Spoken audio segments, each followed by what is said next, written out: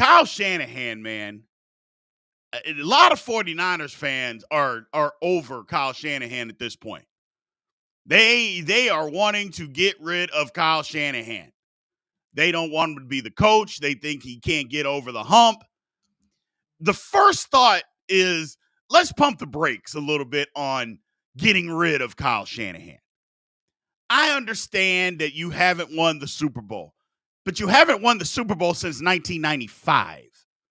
Okay? Let's keep some things in perspective. It's not that the 49ers aren't good. It's not that they can't compete. I mean, we talk about Kyle Shanahan like he's, I don't know, like he's Brandon Staley from the Chargers.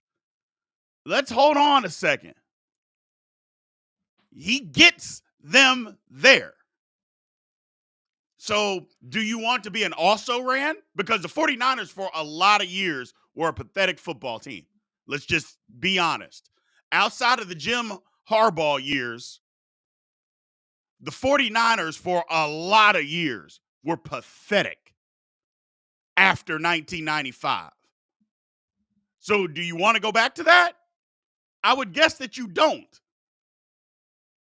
I mean, yeah, he gets you there. Now, you can come up with everything that you want to say as far as him not getting over the hump. I think that's a legitimate conversation. What does he need to do as far as his coaching style on how to change to be able to get over the hump? I get it. I 100% get it. He keeps giving up these leads. 10 points or more. Going all the way back to the Super Bowl that they lost to New England. I 100% understand that. Some of his play calling, he's got to change in game. And I think that's part of it. He wants to stay ultra aggressive. I'm like, how about you just get to the finish line? That's the ultimate goal, is to win the game. It doesn't matter how you win it. You don't have to be the smartest guy in the room. All you have to do is win. Nobody cares if you're a bumbling idiot as a head coach. If you win, that's all anybody cares about. And to me, it seems like Kyle Shanahan has to believe, or he wants everybody to believe, that he's the reason that they're winning. That's a mistake. It doesn't matter, again, if you're the smartest guy in the room, if you're the best coach on the field. Nobody has to believe that as long as your team wins. Who cares? Who cares? It should be about winning. And when you get these 10-point leads, I mean, they were up 10-0 against the Chiefs, and the Chiefs had no signs of life in the first half. None. Just start running the football. Just get to the finish line. They went away from that. They allowed the Chiefs to catch life, and they allowed them to catch up.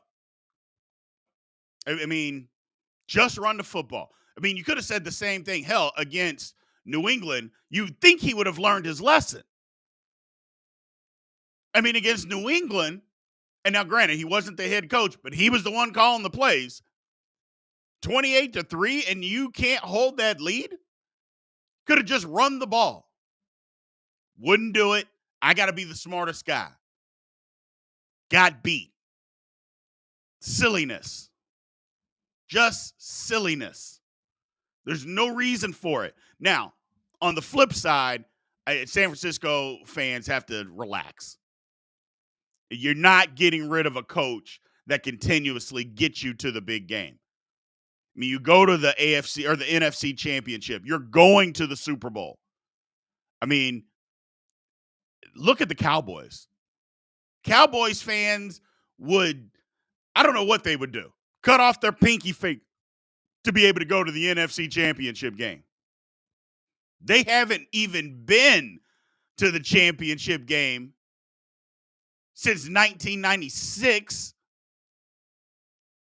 They haven't even been. So, you know, I get you being frustrated, but just put yourselves in their shoes. Put yourselves in their shoes. Put yourselves in Detroit. There's a lot of teams that haven't even been. Detroit, this is the first time ever that the Lions had been. My goodness. So there's a lot that you have going for you as a San Francisco 49er fan. It looks like you found your quarterback of the future. So it looks like you've found him. You still don't have to pay Brock Purdy. You've got another year and basically 2 years. Even when you pay him, all that money's not going to go against the cap because it'll be a big 2 years with Brock Purdy not paying him anything in NFL terms. Let's not kid ourselves. The man made $800,000 a year. I'm guessing everybody in this chat would take a job that pays him $800,000 a year. But he doesn't get paid anything in NFL terms. So let's just pump the brakes a little bit. They have an opportunity here. They still have an opportunity, not to mention their team is really, really good. Do they need some other stuff? Yeah. Are they going to have to find a way to bring back some guys? Yeah. Brandon Ayuk, you're going to have to pay him. You're going to have to pay him. But other than that, they've got some holes to fill. But I think the 49ers, if they just say, you know what, we're going for it, which I think they pretty much did this year. But they can do it again next year. Again, you're not paying your quarterback anything. So go get it again next year. First of all, my man Redneck Patriot, find out what's going on in the overtime. Gee, many Christmas. I thought that was, again, coaching. Kyle Shanahan. How do your players not know what the hell's going on? Oh, my goodness. Even if hey, guys, you understand that the rules for the playoffs are different than what they were in the regular season. This is what they are moving forward. These are the playoff overtime rules. That's simple. That's very, very simple. Hell, you've talked about the Chiefs players. All they talk about, now some of it could be hyperbole after the fact. I get all of that. But they're talking about how they had meetings starting back in training camp. And then 2 meetings the week of the Super Bowl. One coach is prepared. One coach is not. And you're right, Butch. On TikTok said that's not an excuse. It was on the damn Jumbotron. You're exactly right. Even if they didn't, but here's, to be fair, a lot of players aren't looking at the Jumbotron right before the start of overtime. To be fair. Your position coaches could be meeting with you. You could be doing a lot of things, which you probably should be doing, versus looking at the Jumbotron during a football game. I know a lot of guys look at it for replays, but there were no replays going on. So I get that part. The bottom line is your coach should have went over it. And the game shouldn't have went to overtime. You should have been able to win it in regulation. But having said that, you're playing Patrick Mahomes. You allowed him to come back. It is what it is. Kyle Shanahan's got to figure some stuff out. You've got to learn to hold on to these leads in the big game. Just get to the finish line and stop worrying about being the smartest coach in the stadium. It doesn't matter. Nobody cares. All they care about is if you win. If you win, guess what? They'll think you're the smartest coach. Whether you are or not. You might be a lousy coach, but if your team wins the Super Bowl, they're going to think that you're good. So, Pearland over on TikTok, thank you for joining. He says they need O-line badly. Yeah, outside of Trent Williams, the 49ers got to shore up that offensive line. They got to shore up the offensive line. It wasn't bad, but it wasn't great. Again, outside of Trent Williams, they got to shore it up. They got to figure that part out. So, and he also says, I know hindsight's 20/20, but I'm a Shanahan. If I'm Shanahan in overtime, I'm running the ball up the left side every play. At some point, you just have to say, The best player on our offense is Trent Williams. And we're going to hand it to who could possibly be the best player, CMC. We're going to ride those two to a victory. Didn't do it. Didn't do it enough. So, didn't. And I know what people say, because my thought was, come on, Kyle Shanahan, give CMC the ball. Give Christian McCaffrey the football. I've got a lot of pushback yesterday. Well, he had 30 touches. We had 5 of them in overtime. Oh, by the way, it's the Super Bowl. Debo was ineffective. Christian McCaffrey could have had 40 carries. What are you holding him for? What are you waiting for? What else is there? 45 touches, 50 touches. If that's what it takes, you do everything in your power to win the game. You do everything in your power to win the game.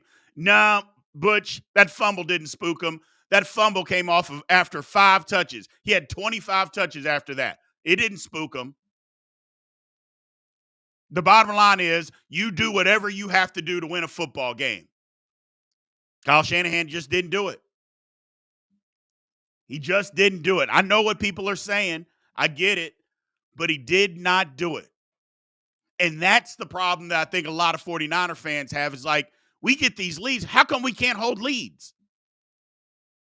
You got to do everything in your power to win a game.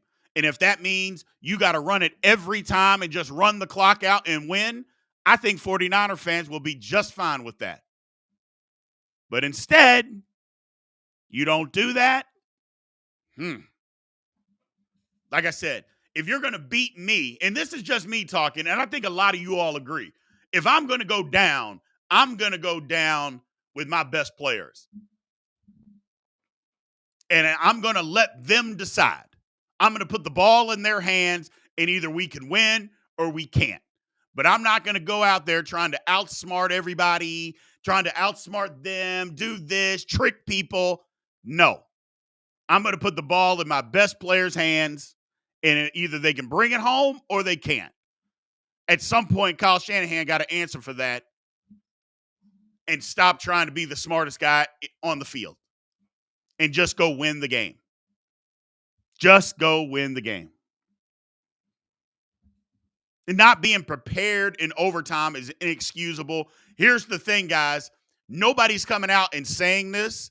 If his players didn't know the overtime rules, how the hell do we think that Kyle Shanahan knew what the overtime rules were?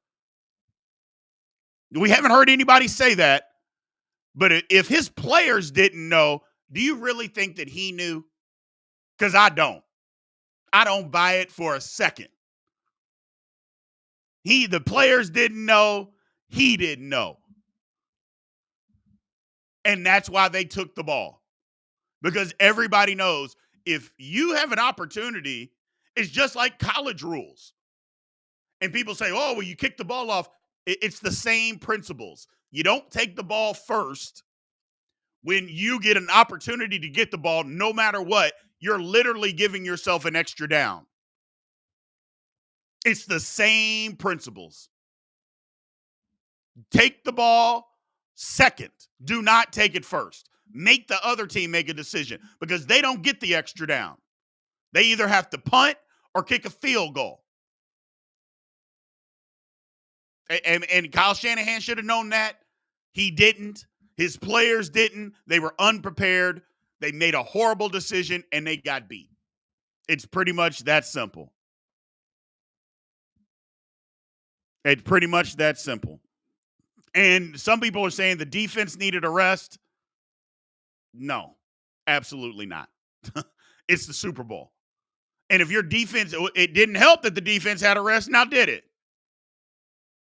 They went right down the field on you. So don't tell me that the defense needed a rest. They got 3 minutes. They went right down the field, so it didn't help. I mean, we can make these excuses all we want to as 49er fans. I know they're coming out of the woodworks with the excuses. Bottom line is the coach didn't know. His players didn't know. It made another horrible decision. Kyle Shanahan, at some point, you got to stop, man. This legacy, you got to figure out the big game. Does he need to be fired? Absolutely not. 49er fans got to take a chill pill with that. Jiminy Christmas. Stop the cap. Yeah, stop the cap. I told you I was leaning into this young person talk. I'm leaning into it. But no, not fired. Change of philosophy once you get the lead? Yes.